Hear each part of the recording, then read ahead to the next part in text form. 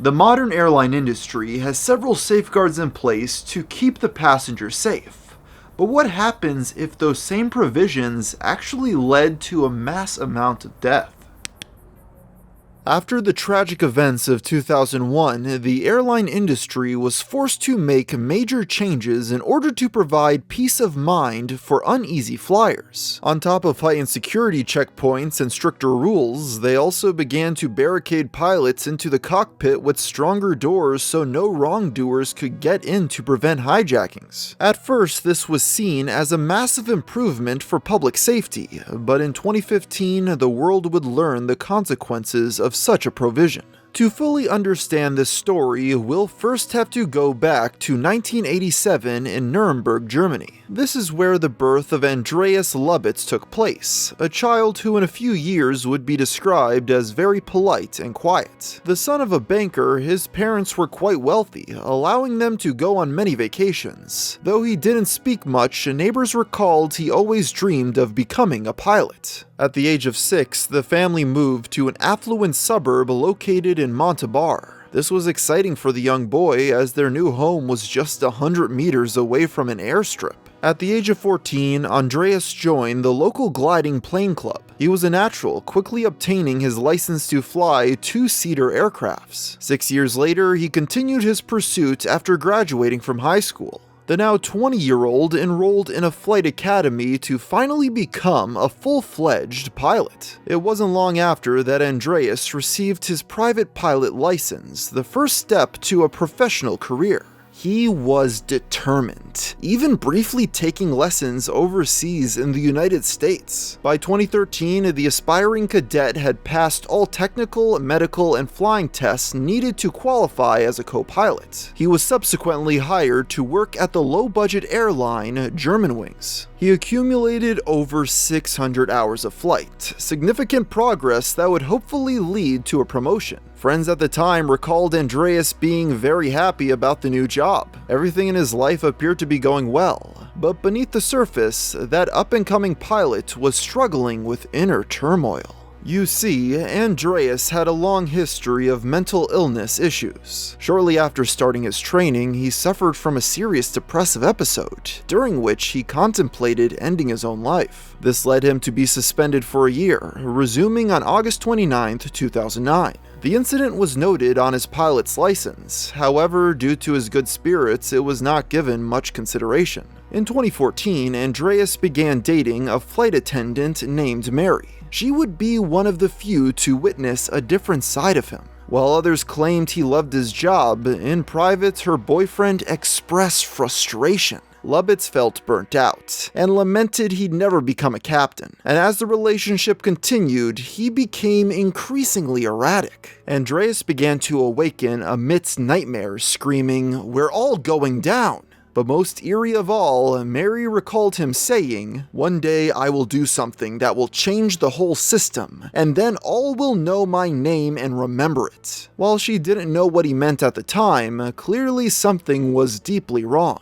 After just 5 months, the couple broke up, as Andreas, now alone, relapsed further into depression. In early 2015, the co-pilot began to desperately seek medical help. While able to ignore most complications, now his vision had begun to deteriorate. He was seeing halos, flashing lights, and insects. If this worsened, his fear of never becoming a captain would only be solidified. Andreas arranged 7 appointments over the span of a month, but was unable to get a specific diagnosis. On March 10th, he consulted a private physician who observed symptoms of psychosis. As a result, he was prescribed antidepressants and sleeping aids. Fearful of losing his job, Lubitz hid this fact from his employer, completing over a dozen trips in the meantime. To this day, in spite of visiting 41 different doctors, it's unknown what exactly he was suffering from. But what is clear is that it was getting worse. The now 27-year-old developed insomnia,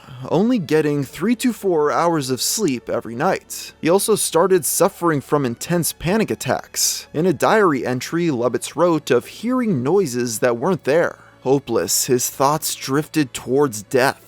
First, it was Google searches for carbon monoxide poisoning. Then it was researching the inner mechanisms of cockpits. On March 10th, Andreas sent an email to his physician venting about his deteriorating health. The university hospital says there are no findings that can explain my altered vision.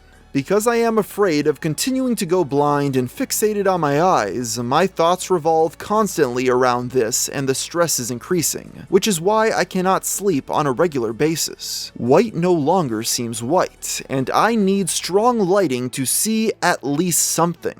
Andreas's condition became so concerning that several medical professionals deemed him unfit to work, but any sick leave notes they gave were torn up once he got home. This situation would tragically go from bad to worse on March 24th, 2015. We'll learn more about this after a brief word from our sponsor. Did you know that over 50 million people in the US suffer from allergies and more than half can't find treatments that are fully effective? That means there are tens of millions of people out there still searching for relief, which is where Picnic comes into play. Picnic makes getting personalized, effective allergy treatment a breeze with FDA-approved medications, personalized plans, high-quality patient care, and convenient home delivery. I can personally attest for how great this service is. You just go on their website, fill out a brief quiz, and in a matter of clicks, you will be having a treatment sent directly to your home. And since they offer both over-the-counter and prescription medications plus free shipping, you can't go wrong. So if you want to try it out for yourself, click the link in the description down below to get 50% off your first order. Following the email to specialists explaining his worsening mental state, Andreas was once again urged not to work by doctors. But just as he'd done before, he showed up anyway on a quiet March morning. He accompanied Flight 9525, which took off from Spain at exactly 10 in the morning. It was set to arrive in Germany within 2 hours. The captain was the 34-year-old Patrick Sodenheimer. Used to longer flights, Patrick decided to steer shorter ones to have more time with his family. And not acquainted with his first officer, he tried to make small talk. The pilot noted he'd forgotten to use the restroom beforehand, to which Andreas replied, "Go anytime." At 10:27, the aircraft reached its cruising altitude of 3,400 feet. Now that it was stable, the captain instructed Lubitz to prepare for landing. "Hopefully," Andreas replied, "we'll see." Patrick didn't think twice about this cryptic answer. Instead, he left the cockpit to relieve himself. Immediately after he left the front of the plane, Andreas put his secret plan into action. He locked the door and disabled the emergency access code. Then he turned the dial of its autopilot to just 100 feet. The plane was now over France, causing air traffic controllers to scrutinize the unauthorized change. But they received no reply. 3 minutes later, the captain returned from the bathroom, only to find himself locked outside. First assuming it was a mistake, he tried to resolve the issue before quickly realizing the emergency code wasn't working. This is when Patrick began to bang on the door. "It's me," he shouted. "For the love of God, open the door!" But Lubitz didn't respond. With the plane now at an altitude of 2,500 feet, the steep decline forced passengers into panic. Many left their seat to frantically move across the aisles, but there was no escape. Patrick instructed a flight attendant to retrieve a crowbar hidden in the back of the plane.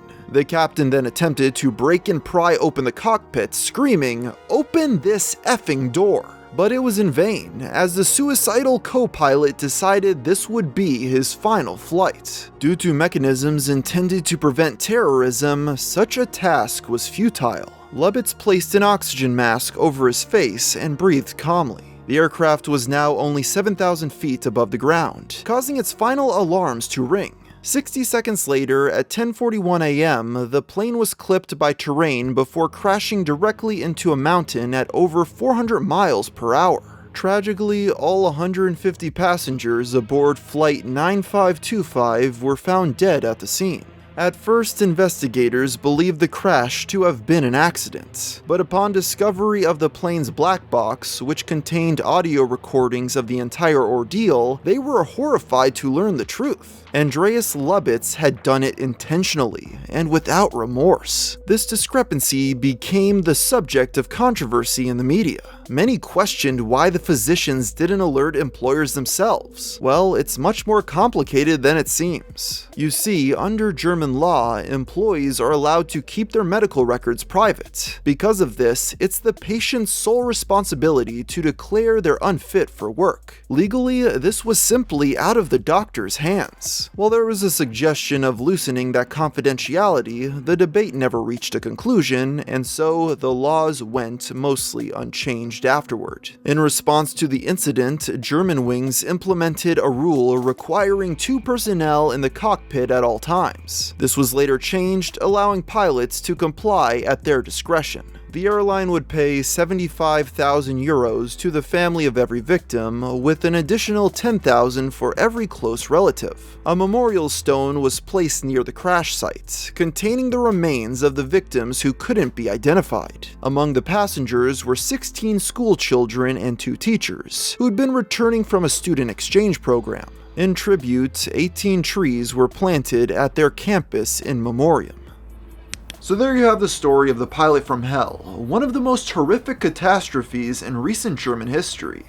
And with that, I think I'll end the video here. So until next time, thanks for watching.